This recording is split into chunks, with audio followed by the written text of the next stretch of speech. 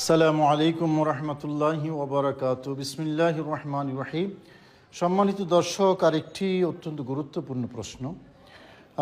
নামের শুরুতে মোহাম্মদ লেখা জায়েজ বা শরীয়ত সম্মত হবে কি না?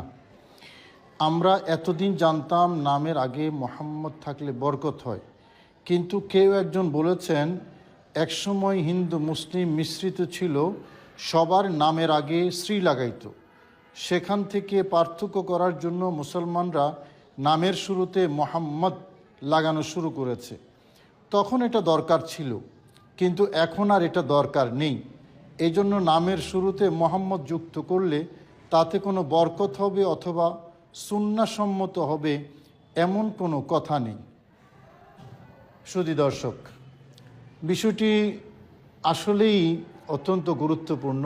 রসুল করিম সাল্লাল্লাহু আলাইহি ওয়াসাল্লামের পবিত্র নাম মুবারক নামের সাথে যুক্ত করা বা নাম রাখা, এটা প্রয়োজন এবং অপ্রয়োজনীয়তা নির্ধারণ শুধুমাত্র হিন্দুরা শ্রী লাগায় বলেই সেখান থেকে পার্থক্য করার জন্য এ কথাটি সঠিক নয়।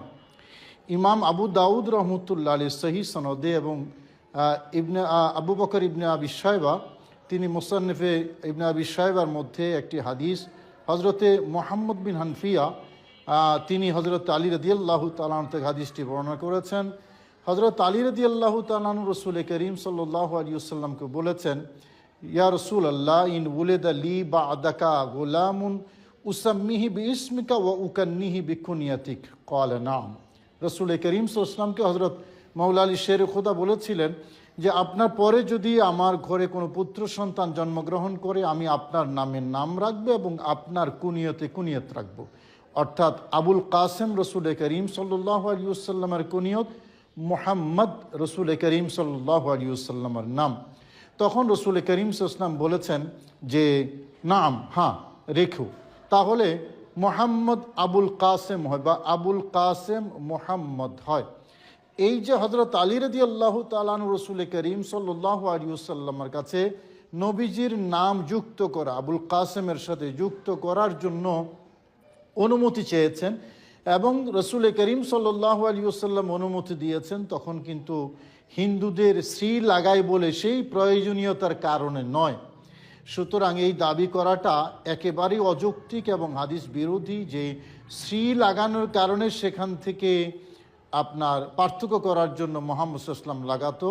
এখন আর এটা প্রয়োজন নয়, সুতরাং নামের সাথে মুহাম্মদ যুক্ত করার প্রয়োজন নাই। এটা একবার হাদিস বিরোধী কথা।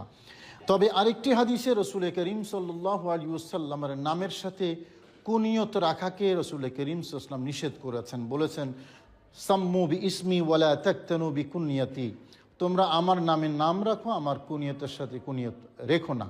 অর্থাৎ একসাথে নবীজির নাম এবং কুনিয়ত রাখতে নবীজি ওই হাদিসে নিষেধ করেছেন। তবে এই হাদিসটি আবু দাউদ শরীফের হাদিস। দুই হাদিসের সমাধান হলো নিষেধাজ্ঞার বিষয়টি রসুল করিম সাল্লাল্লাহু আলাইহি ওয়াসাল্লামের জীবদ্দশায়, যেটা এই হাদিস দ্বারা বোঝা যায়। হজরতে আলী রাদিয়াল্লাহু তাআলা আনহু বলেছেন, বা'দাকা ইয়া রাসূলুল্লাহ সাল্লাল্লাহু আলাইহি ওয়াসাল্লাম, আপনার পরে। বোঝা যাচ্ছে নিষেধাজ্ঞার যে হাদিসটি সেটি হলো রসুল করিম সাল্লাল্লাহু আলাইহি ওয়াসাল্লামের জীবদ্দশায়, তারপরে নবীজির নাম এবং কুনিয়ত একসাথে রাখা, এটা এই হাদিস দ্বারা জায়েজ প্রমাণিত। আরেকটা বিষয় হলো এই হিন্দুদের সাথে শ্রী লাগানো এবং মোহাম্মদের এই পার্থক্যের এই দাবিটা, এটা শুধু পাক ভারত উপমহাদেশেই আছে, কিন্তু মুসলমান তো আর পাক ভারত উপমহাদেশের নয়, সারা পৃথিবীতে মুসলমান আছে। তো পৃথিবীর অন্যান্য দেশে কি মানুষ মোহাম্মদ নাম রাখে না বা মোহাম্মদ নামের সাথে মোহাম্মদ যুক্ত করে না? নিশ্চয়ই করে। এবং সেখানে তো শ্রী লাগায় বলে বা শ্রীর সাথে পার্থক্য করার জন্য লাগায় না। সুতরাং এটা একবারে শুধু হাদিস বিরোধী নয়, একটা অবাস্তব একটা কথা। বাকি থাকলো রসুল করিম সাল্লাল্লাহু আলাইহি ওয়াসাল্লামের নামের মধ্যে কোনো বরকত আছে কিনা বা সুন্নাহসম্মত কিনা। আগের হাদিস থেকে সেটা বোঝা যাচ্ছে নবীজির নাম মোবারক নিশ্চিতভাবে সুন্নাহসম্মত, কারণ হজরত আলী রাদিয়াল্লাহু তাআলা আনহুর প্রশ্ন এবং নবীজির সম্মতি এটা সুন্নাহ সাব্যস্ত হয়। বরকত আছে কিনা এই বিষয়ে আমি আরেকটি হাদিস আপনাদের সামনে উপস্থাপন করতে চাই, যে হাদিসটি ইবনে বুকায়ের বর্ণনা করেছেন এবং হজরতে জালালউদ্দিন সুয়ুতী রহমতুল্লাহ আলাইহি ওনার আল হাবিলিল ফাতওয়া কিতাবের মধ্যে এবং আল্লামা আব্দুর রউফ আল মুনাওয়ি রহমতুল্লাহ আলাইহি ওনার ফয়জুল কাদির কিতাবের মধ্যে দুজনেই হাদিসের সনদকে হাসান বলেছেন। হাদিসটি হলো এই, মা উলিদা লাহু মাউলুদুন ফাসাম্মাহু মুহাম্মাদান হুব্বান লি ওয়া তাবাররুকান কানা হুয়া ওয়া মাউলুদুহু ফিল জান্নাহ। রাসূল করিম সাল্লাল্লাহু আলাইহি ওয়াসাল্লাম ইরশাদ করেছেন, কোনো ব্যক্তির যদি পুত্র সন্তান জন্মগ্রহণ করে এবং সে আমি নবীর মহাব্বতে এবং আমার নামের বরকত হাসিল করার জন্য তার নাম যদি মুহাম্মদ রাখে, তাহলে নাম যিনি রাখলেন তিনি এবং তার সন্তান যার নাম মুহাম্মদ রাখা হয়েছে দুজনেই জান্নাতে যাবে। সুবহানাল্লাহ। আগেই বলেছিলাম হাদিসের সনদ হাসান পর্যায়ে, যেটা সহির পর্যায়ে ভুক্ত। সুতরাং রসুল করিম সাল্লাল্লাহু আলাইহি ওয়াসাল্লামের নাম এখানে বরকত আছে, তাতে কোনো সন্দেহ নেই। আর হাদিসের মধ্যে এই ক্লারিফিকেশন কিন্তু নাই যে শুধু মোহাম্মদ রাখলেই বরকত হবে, মোহাম্মদ আবুল কাসেম রাখলে বা অন্য নামের সাথে যুক্ত করে রাখলে এখানে বরকত হবে না। বিষয়টি কিন্তু একেবারে এমন না। হাদিসের মধ্যে বলা হয়েছে মোহাম্মদ এই নামের মধ্যে বরকত আছে। এটা একক নাম হোক বা বাবার নামের সাথে যুক্ত করে হোক বা অন্য নামের সাথে যুক্ত করে হোক। আমরা আমাদের এই সমাজের মধ্যে মোহাম্মদ আব্দুর রহিম, মোহাম্মদ আব্দুল করিম, মোহাম্মদ সাইফুল ইসলাম এরকম বহুবিধ নাম রাখি মোহাম্মদ সাল্লাল্লাহু আলাইহি ওয়াসাল্লাম নাম যুক্ত করে।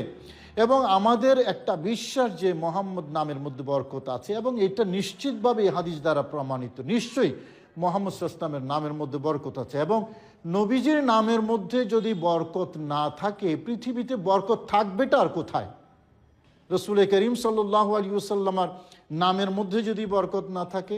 এবং এই হাদিস ইবনে বুকাইর বর্ণিত এই হাদিসটি, যেটা জালালউদ্দিন সুয়ুতী এবং আল্লামা মুনাবি বর্ণনা করেছেন, এখানে একেবারে স্পষ্ট রসুল করিম সাল্লাল্লাহু আলাইহি ওয়াসাল্লামের পবিত্র নাম মোবারকের মধ্যে বরকত আছে। সুতরাং নবীজির নাম মোবারক মোহাম্মদ বা আহমদ এই নামগুলো রাখতে পারেন এককভাবে বাবার নামের সাথে যুক্ত করে, বা অন্য নামের শুরুতে যুক্ত করে রাখলেও বরকত আছে। আল্লাহ পাক আমাদেরকে বুঝার তৌফিক নসিব করুন। আসসালামু আলাইকুম ওয়া রাহমাতুল্লাহি ওয়া বারাকাতুহু।